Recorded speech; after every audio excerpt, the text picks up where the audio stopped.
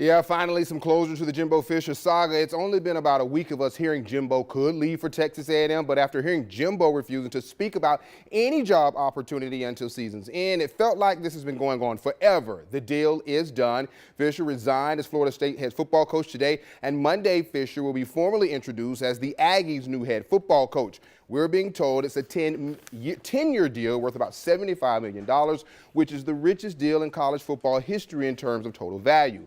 Fisher will be the second highest paid coach in the FBS with an average salary of $7.5 million, which ranks behind only Alabama's Nick Saban.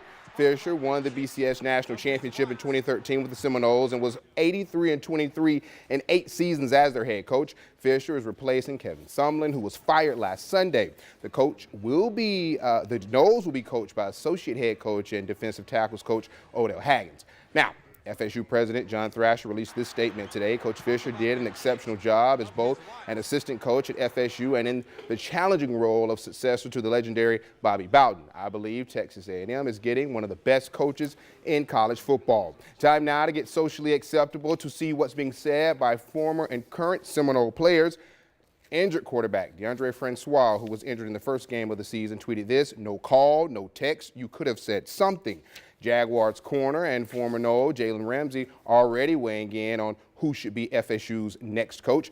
Ramsey tweeted, "FSU needs to look at hiring Coach Pruitt." He's referring to former defensive backs coach and current Alabama defensive coordinator Jeremy Pruitt. So, Jimbo Fisher out at FSU after 8 seasons in Tallahassee. Joining me now to discuss this saga is First Coast Sports analyst Brent Beard. Brent, so glad to have you today. What a wild day in college football. It's unbelievable. It is. Let's start, continue with the Jimbo talk here. He handled this, in my opinion, a lot of people's opinions, Brent Beard, the wrong way. Well, the problem is he didn't give them an answer either way until late, right before the game. That was a problem. But, Chris, there were some other factors involved in this. One is the early signing period this year in December, which also affects Texas A&M. There have been some issues with him getting into it with a fan after the game. Also, a fan being taken out of the call-in show this week. So tempers were rising if something had to be done, and finally he decided. And then in that locker room, we saw a lot of players during games in which they were losing smiling. Yeah, and that's very disturbing. There's going to have to, the next coach, going to have to do an overhaul on the attitude.